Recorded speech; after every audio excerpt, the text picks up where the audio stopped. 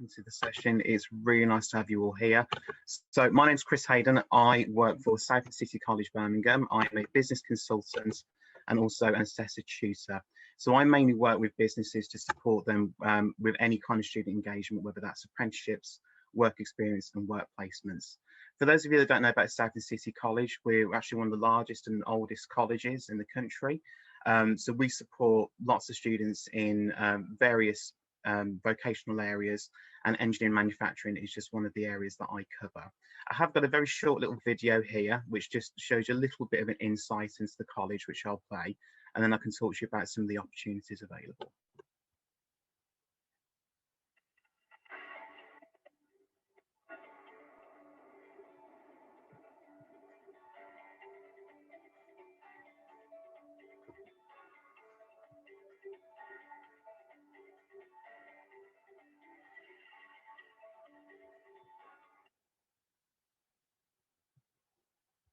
Oh, that may have just frozen, never mind. Problems with technology. So there is a longer video which is available on our virtual stand if you'd like to go and visit it. What I'm going to do now is I'm just going to reopen that PowerPoint presentation. I'll reshare again.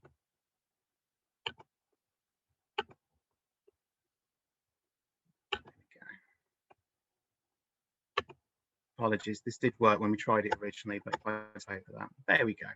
So in terms of the college, there are lots of different courses and options available, starting from level 1, which is foundation, all the way through to HNC, HND, leading on to degree level. We are partnered with universities in the local area, so whatever your path is and whatever level you'd like to do, there are options available. And this is relevant because with our full-time courses, there is an element of work placements and work experience as well. So even if you're studying a full-time course, you'll still have that connection with employers to get those experiences that you need that are relevant to industry. But one of the key things that I manage is apprenticeships. And for those of you that have either looked into apprenticeships or would like to know a bit more about them, they've changed a lot in the last few years. In fact, since 2017, there've been over 800 new apprenticeship standards that have been written by employers specific for their industry. And what's interesting is out of those 800, around 80 of them, so about 10%, are in the engineering and manufacturing sector. So we can see that that's a real area of investment in the UK in terms of employers looking at the future of their recruitments and using apprenticeships as a way to bring people into their workforce. Most apprentices start from level 3. There are some at level 2, and as we can see, they do go up to those higher levels as well. Now, in terms of what an apprenticeship is, an apprenticeship is quite simply a job with training. We've all been there where you've tried to apply for a job and maybe they've asked for certain skills and experience that you don't have, and maybe that's put you off from applying or you've not been shortlisted. With an apprenticeship, it's different. They're not looking for the experience. They're looking to take you on the basis that you don't have those skills, but through their support and through the support of a college or a university, you will learn those as you go along. Apprenticeships can last anywhere between a minimum of 12 months up to 4 years. And I should say for an engineering technician at level 3, you would be looking at a 4-year qualification. And that might sound like a long time, but that's 4 years of guaranteed employment where you're going to be getting those skills and that qualification, and you're going to have that job at the same time. Salaries, it's not mentioned here on the slide, but salaries do vary. They start anywhere from minimum wage up to, well, anything higher than that as well. So there are lots of options out there, and as it says down here on the bottom left, forecast shows that within the engineering sector they are looking to recruit a lot of people over the next few years.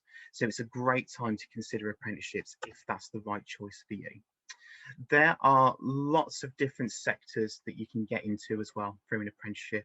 The one piece of advice I would give is if you're looking for apprenticeships, don't look specifically for the sector. So for example, if you are looking purely for aeronautical, or if you're just looking for rail, that's going to really narrow the chances of the options that are out there. If you look for an engineering technician role, for example, that apprenticeship is actually applicable to every single one of these sectors that you see here. So search for the apprenticeship rather than the sector, and you'll suddenly find that the opportunities become much broader. What I did as well in preparation for this session is I spoke to a few of my employers to kind of get some of their feedback in terms of the things that they look for when they're looking for applicants. And there's some feedback you can see here on the left.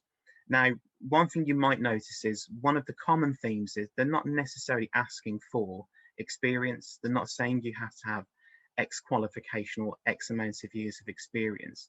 It's more about those softer skills that Graham was talking about earlier. It's about the want to learn and the ability to kind of take on those additional tasks and to want to grow with the company.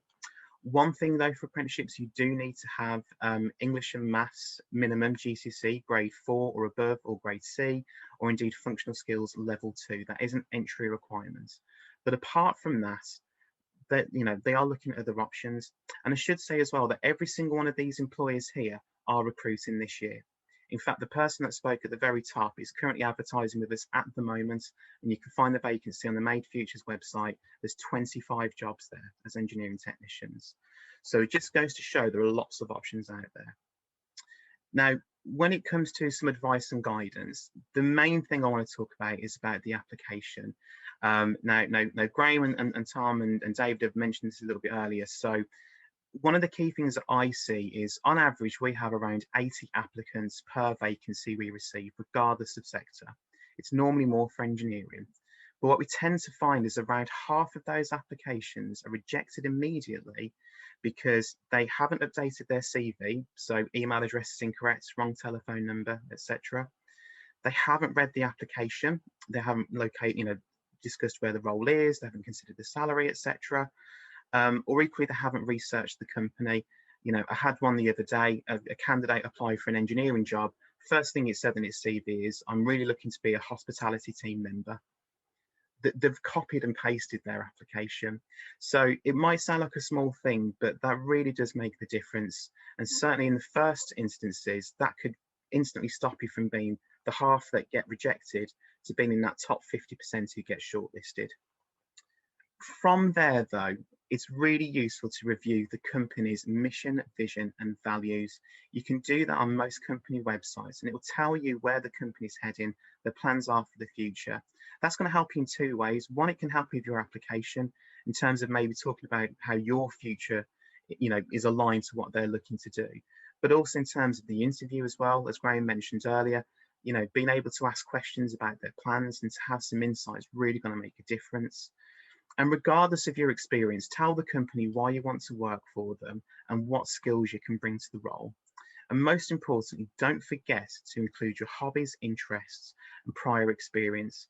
Again, this can make all the difference. You might not have any industry experience, but if you've got something, one of our students captains a football team, and they got the job because it showed that they were committed, that they were able to, to plan and go that extra mile. Something like that you might miss off a CV could be the difference between you getting an interview or not. Some other things that you can do today that can help you with your search. Now, David and Graham have already mentioned this. I think Tom said earlier on as well about things like LinkedIn. Social media is a huge part of most businesses now. So if you're on Twitter, Facebook, obviously LinkedIn has been mentioned as well. Start following those companies, and as soon as those opportunities become available and you've opened up that network, you can start getting your application in. Something else you can do is what's called a web alert or a change robot. There are lots of free apps and things that you can download. But what this does is, if there's a particular company you want to work for and they're not recruiting at the moment, you pop it into the web robot, and it will automatically email you the second that website changes and a job advert becomes live. It might sound like a small thing, but it could be the difference of you getting your application in as quickly as possible.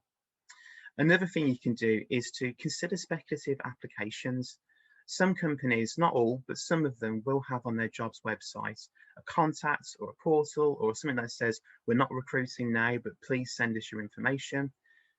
Be proactive. The more proactive you are, the better impression that's going to make on that company. And these are things that you can do right now, in addition to searching on some of the other main jobs boards. Here are some other advice areas, some links that you can follow.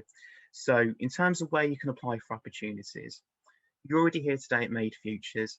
Have a look in the careers hub pages, go have a look around the stands and see what job opportunities are out there and start applying. In addition to that, for apprenticeships, if you type in find an apprenticeship into your search engine, that'll bring up the government's National Apprenticeship Service website.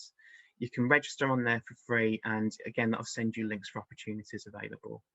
You've got our company website there, so you can register with us if you particularly want to work for South City, and you can speak to the team members on the chat box as well.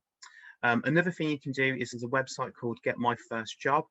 They've got some great templates for things like cover sheets, letters, CVs, etc. So again, some free advice and guidance in addition to the guidance that's here at Made Futures. And one final thing to mention, because outside of apprenticeships, outside of placements, outside of some of the other things we talked about today, there are also some other schemes running at the moment.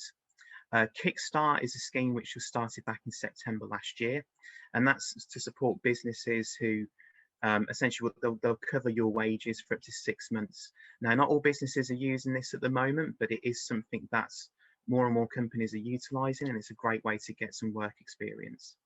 There's also something called sector-based work academy programs, or SWAPs. That's if you're unemployed, you can sign up for your job coach, and it's training with a guaranteed interview at the end. And then, of course, you've got the third option, which is vocational study. Most courses are funded, and they come with that vocational experience as well. So I hope that's giving you something to think about. Please reach out to us. Look forward to answering any questions, and thank you for listening.